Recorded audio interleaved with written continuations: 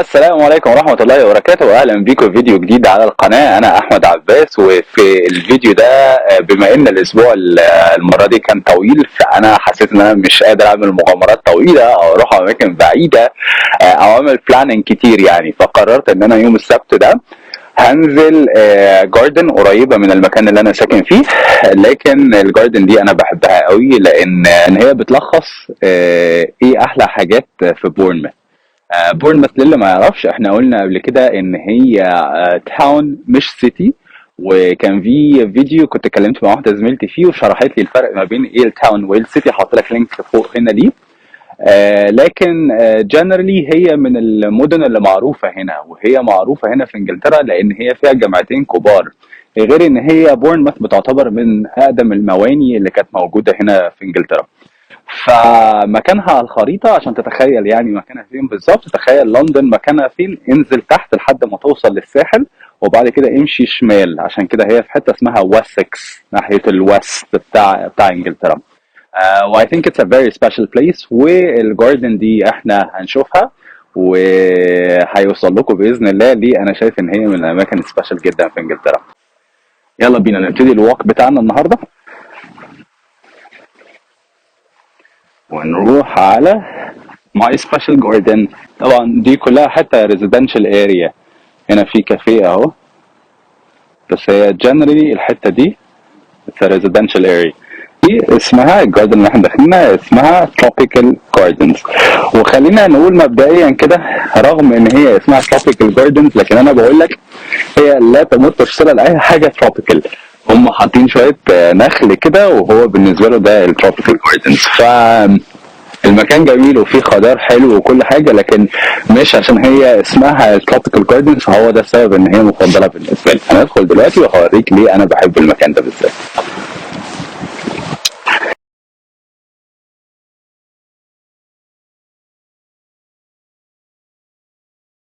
ترى هو ده السبب ان المكان ده جميل قوي. It's a garden على البحر. انت قصادك البحر والشط من ناحيه، وفي ناس على البحر اهي. طبعا هي لسه الدنيا بدري دلوقتي، بس هو بيتزاحم شويه على ميد داي كده. والناحيه الثانيه عندك جاردن. وده بمنتهى البساطه ليه انا بحب بورنموث. عشان انت لو سالت عامه اي حد في واسكس او في دورست، هنا دورست اللي هي المنطقه الكبيره او خلينا نقول المحافظه مثلا، هيقول لك ان احلى حاجه في دورست ان انت عندك البحر من ناحيه، وعندك الفورست او الغابات من الناحيه الثانيه. طبعا اللي احنا فيها دي جاردن، يعني ملهاش اي علاقه بكلمه فورست، بس يعني take my word for it دلوقتي لحد ما نروح ان شاء الله واوريك حاجات ثانيه. لكن هنا في غابات. فطبعا كلمة غابات احنا برضو اول حاجة بتيجي في بالنا اللي هي غابات وغروب بتتنطط عليها، يعني فاهم برضو يعني ننسى قصة التروبيكال دي. تمام، الحاجات اللي موجودة في تايلاند، الحاجات اللي موجودة في اندونيسيا، الحاجات دي مش هو اللي موجود هنا. لكن هنا في شجر فعلا كثيف، وهتلاقي فيه انواع طيور غريبة انت ما شفتهاش قبل كده. و if you're lucky ممكن تشوف دير او ممكن تشوف غزلان.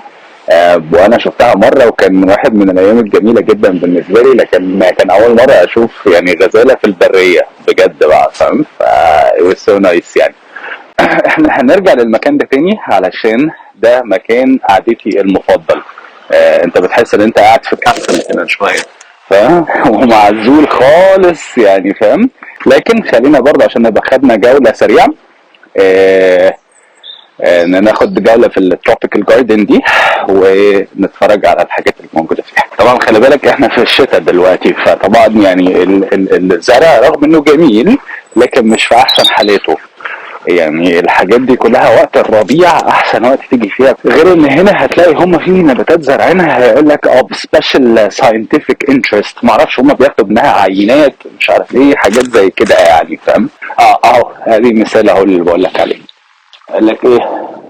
This site is a site of special scientific interest and is protected under the Pool Bay Cliffs.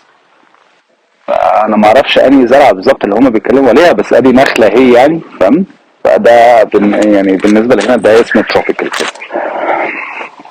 طبعا هنا لو عايز تنزل على الشط، تعالوا يلا ننزل على الشط، ليه لا.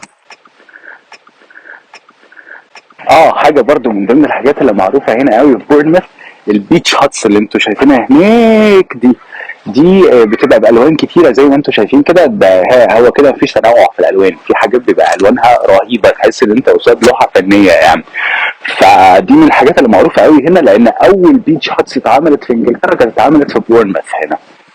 وبعد كده هتلاقي بقى على طول السواحل بتاعت انجلترا الحاجات دي موجوده. وبعدين اتس برايفتلي اوند، يعني في ناس بتمتلكها، وفي حاجات بتبقى تبع الكونسل، فانت ممكن تيجي تأجر هنا، تقعد يوم، تقعد ويك اند، وات ايفر. لكن انا الصراحه ما اعرفش اسعار الحاجات دي ايه، لان ما سالتش عليها يعني. I don't think ان انا هحتاج، لان انا ساكن قريب من هنا اصلا، فاللي هو يعني فاهم مش فارقه معايا. خلينا ننزل نتفرج على منظر البيتش هاتس ده عامل ازاي. طبعا هنا يعني معروف جدا السيجلز، وهو اتس بروتكتد سبيشيز هنا، يعني ما ينفعش حد يصطاده. وهو رغم ان انا بحب الطيور الصراحه، لكن هو مش من الطيور المفضله بالنسبه لي، لانه بيعمل ازعاج، غير ان هو حرامي. يعني انت ممكن لو واقف بتاكل حاجه ولا بتاع، مفيش اي مشاكل ان هو ينزل يخطفها منك، وده بجد على فكره وحصلت مع ناس كتير قوي. And we are on the beach. ياي. بص المنظر عامل ازاي. شايف الخضار بقى فوق هنا، كل دي حاجات خضرا، وادي البيتش هاتس اهي.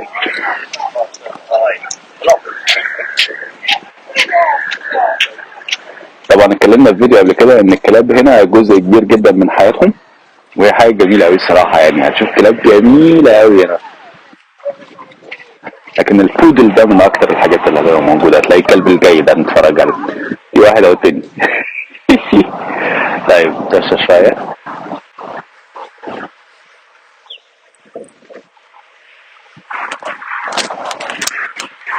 بالمناسبه المكان اللي احنا كنا واقفين فيه اهو فوق، هو دي الحته بتاعت التروبيكال جاردن.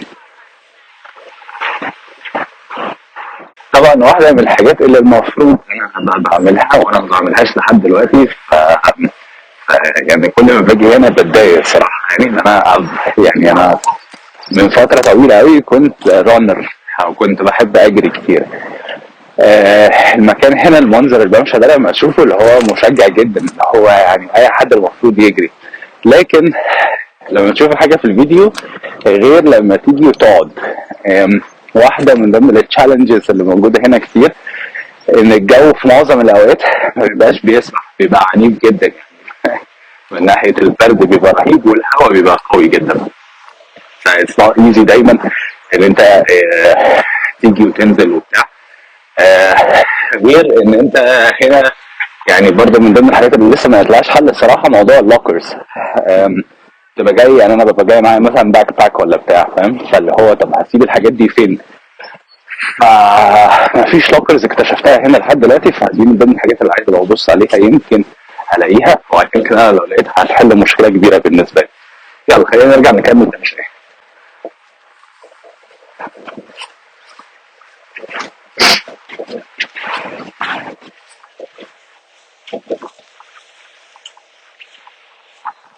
طبعا في الصيف بقى الموضوع بيبقى مختلف تماما، بتلاقي هنا الشبك بتاع فولي بول وبتاع، بحب الفولي بول كده قوي. طيب خلينا نطلع من هنا عشان نكمل تمشية، ندخل على المنطقة الخضراء بقى شوية.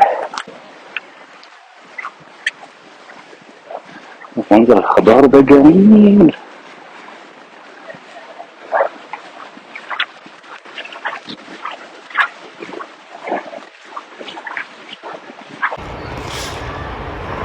ازيك؟ مش ممكن.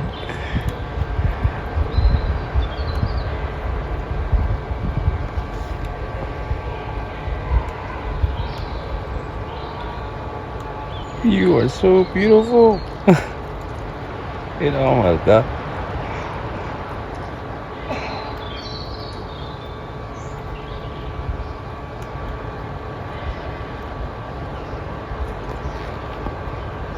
خلصت؟ طبعا هو هيقعد يتأملني يعني حتى بيبطل اكل. واخدين بالكم؟ اول ما اعمل صوت بطل اكل.